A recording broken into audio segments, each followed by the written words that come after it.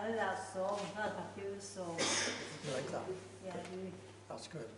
Glad. So Elijah runs away.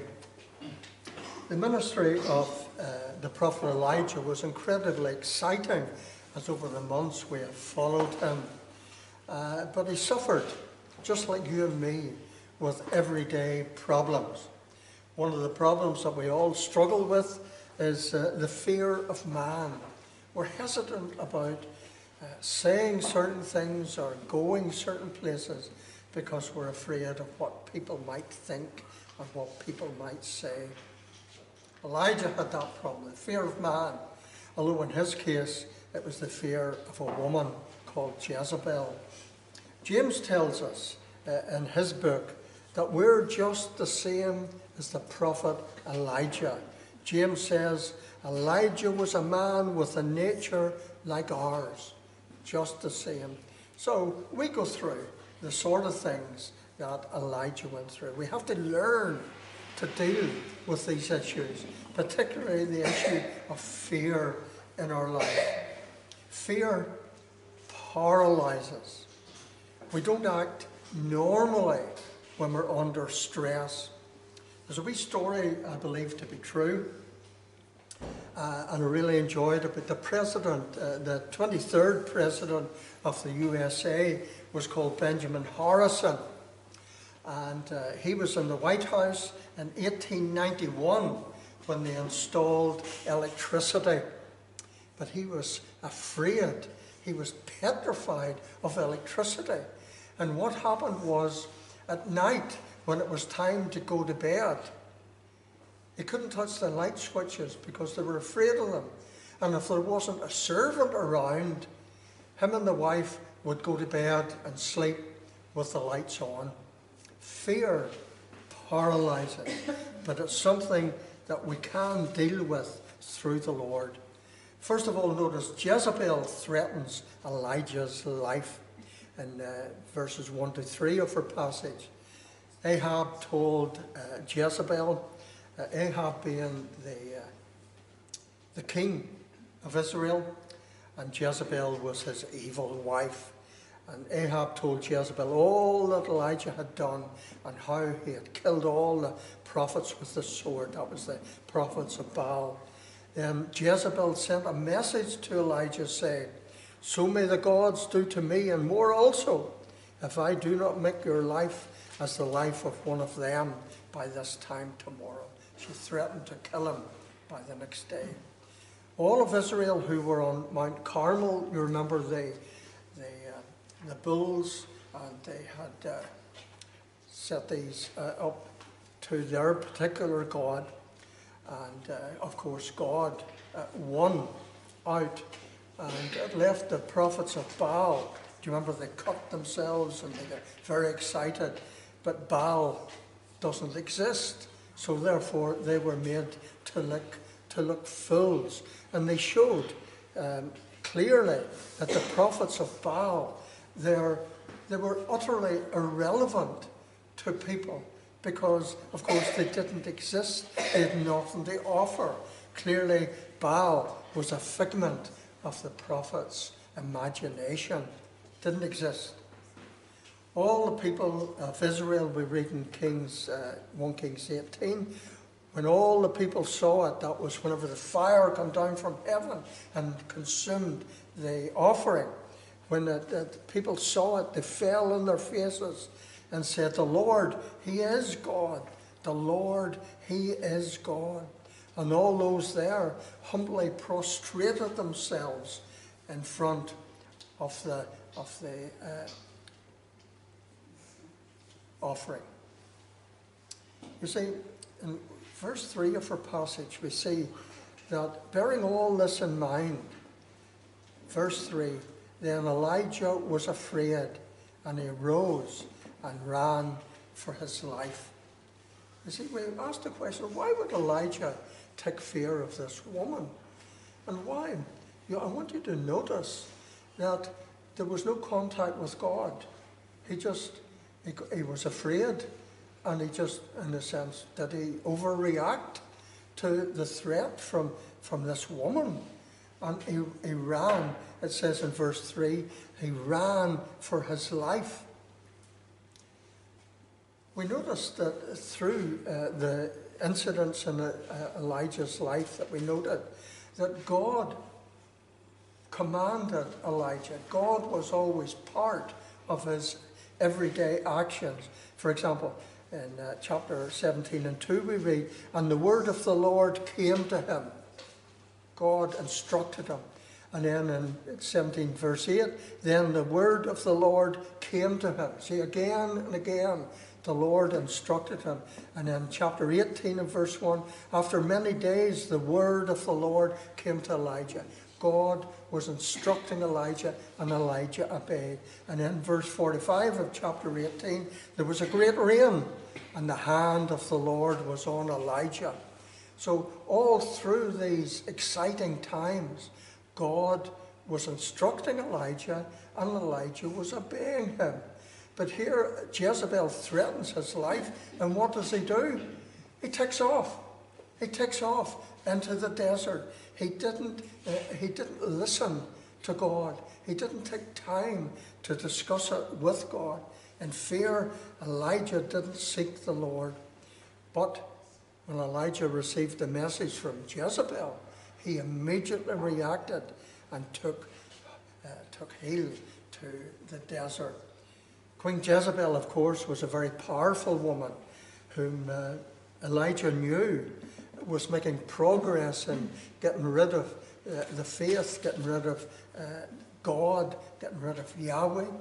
Elijah had been told by the prophet Obadiah in 1 Kings 18:13, Jezebel killed the prophets of the Lord. So Elijah knew that she was a dangerous woman. But without consulting the Lord, he took off into the desert. This was an automatic reaction to fear by the prophet Elijah, and it shows his human vulnerability. James tells us that we're just exactly the same. We have that same nature. Elijah's story highlights for us that even individuals with great faith that we would recognize, even they have times when they struggle. They struggle. Many times, it is true that there are times whenever believers, things come into our lives that we feel that we have to step aside. I've known a number of men in leadership roles who, because of great difficulties in their ministry, have found, after having talked to the Lord and seeking advice from friends, have had to withdraw for a short time to get issues resolved. That's fine. But always after discussing it with the Lord and with friends. So in our lives, the lesson for us is when these moments occur, when they do creep up on us, they come out of the blue, then we must firstly contact the Lord and try and get it sorted. You see, Psalm 34:4 says, I sought the Lord and he answered me. He delivered me from all my fears. Isn't that interesting? So, Jezebel threatens Elijah's life and he runs away. Secondly, notice, Elijah wants to die. In verse 4, he went a day's journey into the wilderness and came, sat down under a broom tree, and he asked that he might die, saying, it is enough.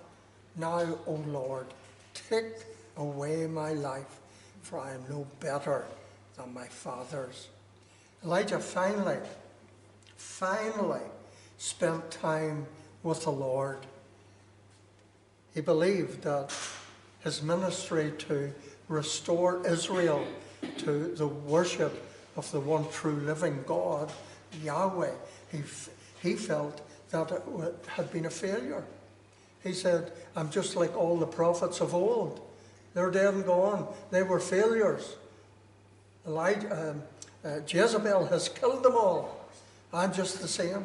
I'm worthless. And the only way open for me, Lord, is take my life. I am no better than my fathers. When we're tired, you see, it's true, and we all understand this. When we're tired, mentally exhausted, we tend to look at the worst possible way of looking at things, yes? We tend to feel that we are a failure. What's the point? I'll just give up. I'll not bother anymore, and then I'll feel better. We look at the worst case scenario. As Elijah spoke to the Lord in his emotionally exhausted state, the Lord graciously, and it's wonderful, as we read the passage, the Lord started to mend Elijah. Verse 5, he lay down and slept under a broom tree. In the fresh air, sheltered under the broom tree, the Lord caused him to rest. And it reminded me of Psalm 23, where David says, he makes me lie down in green pastures. He leads me beside still waters. He restores my soul. He mends us. In times of stress and exhaustion in life, we must be honest with God. We must come as Elijah did. He was bluntly honest with God. I'm a failure. I want to die.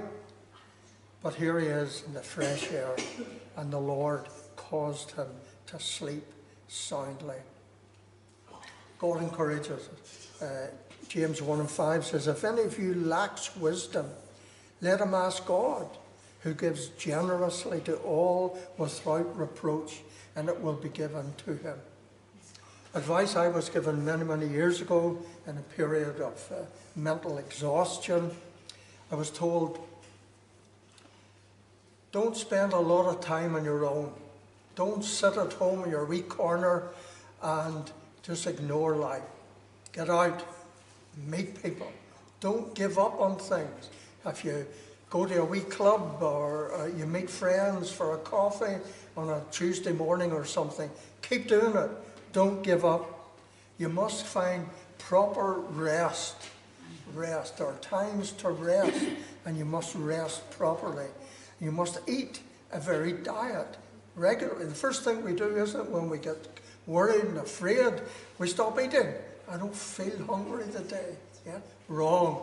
We need to rest, we need to eat, and also we need to go for long walks in the fresh air. That's true. We live beside the Middies, Lochaore Meadows, and it's a 3.5 mile walk around it, and in that beautiful scenery. And whenever you go out and you're upset about something, the Lord very quickly deals with it. Big long walk.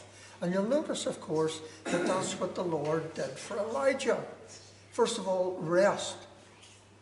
He made Elijah rest. He slept under the broom tree. And then he ate. He ate this lovely diet. Yes, the Lord sent an angel who baked these little breads for him. So he was well rested and he was well fed.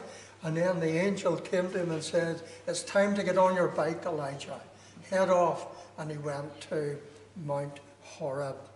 The angel, verse 7, the angel of the Lord came again a second time and touched him and said, arise and eat, for the journey is too great for you. God cares for you. God loves you and wants only the best. God is always there for you. God said to Elijah, that God says to us in times of trouble, Isaiah 41:10, fear not, for I am with you. God is with you, particularly at times when we're mentally exhausted.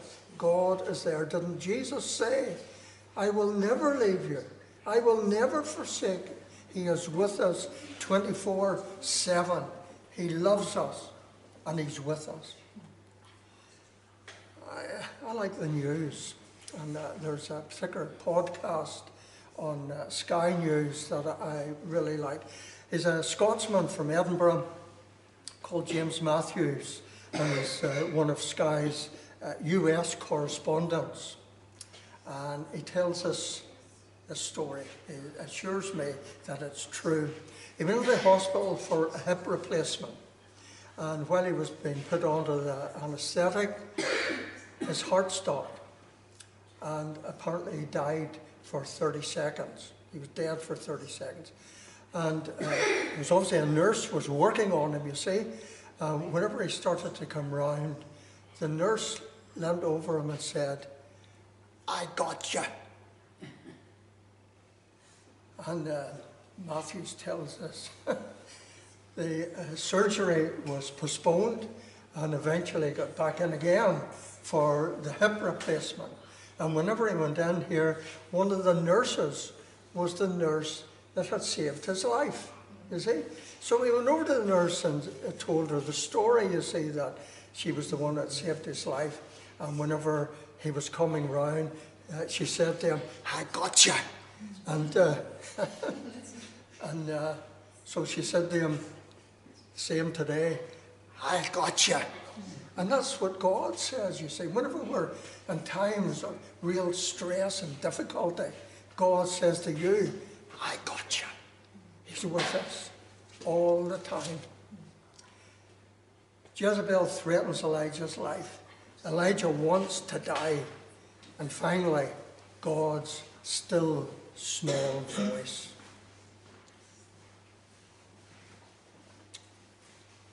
God revived Elijah. It was a major problem for Elijah, this fear he had. God dealt with it. He arose, in verse 8, he arose and ate and drank and went in the strength of that food 40 days and 40 nights to Horeb, the mount of God. Perhaps no spot on earth was more associated with the presence of God himself. Mount Horeb, also known as Mount Sinai.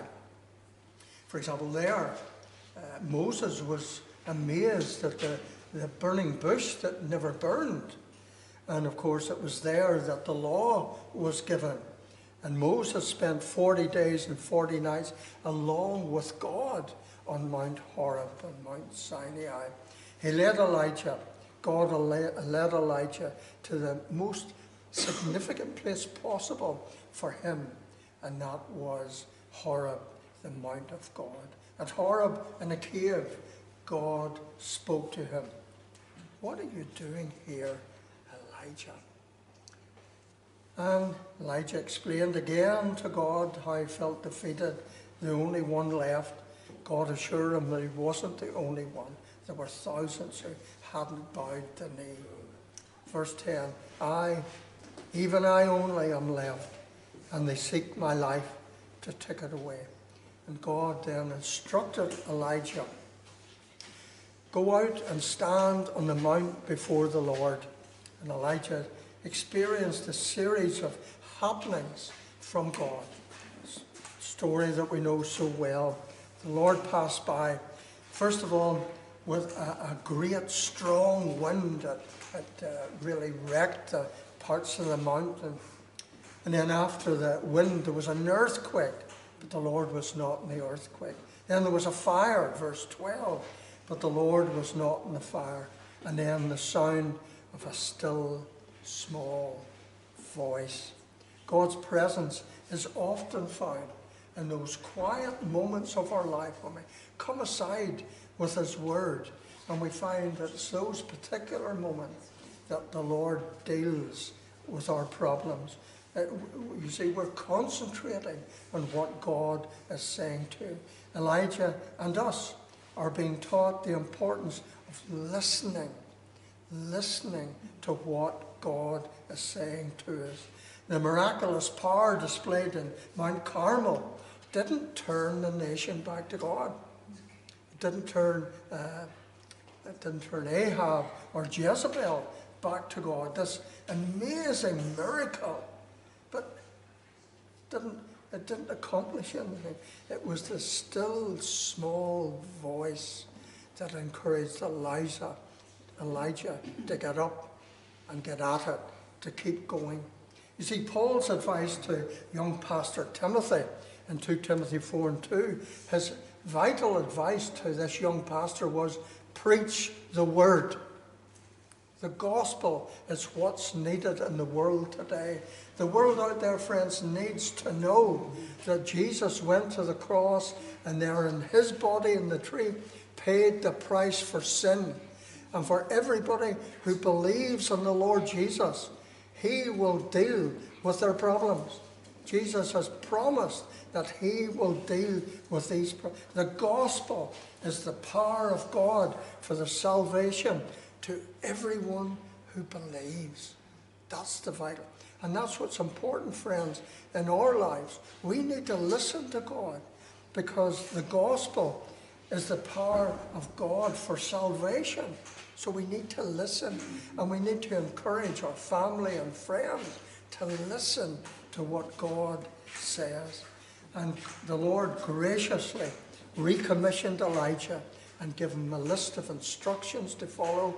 And the end one, of course, was he was going to meet up with Elisha and pass on the mantle of prophet to Elisha. So with us, we can overcome our fear by trusting in him who made us and who sustains us. Let's always remember. Jezebel threatens Elijah's life. Elijah wants to die in God's still small voice. Remember the story of Ananias. Ananias in Damascus was commanded by God to go to this dangerous man, Saul of Tarsus. Ananias was afraid. He didn't want to go to see, but he eventually did. He overcame his fear. Peter was afraid. Do you remember the time Peter was outside the high priest's house? And this wee servant girl comes up to him and said, you follow this man Jesus. And what did Peter do? He was crushed by fear. But the Lord dealt with it, and his fear was overcome. Elijah was afeard of Jezebel, but God overcame his fear. And God encourages us that it's okay to feel fear, but God will deal with it. We need to believe. His spiritual giants in the faith have been there and done it. But like them, we must listen to the word of God. Isaiah 41:10. So do not fear, for I am with you. Do not be dismayed, for I am your God. I will strengthen you and help you. I will uphold you with my righteous right hand. So we have nothing to fear.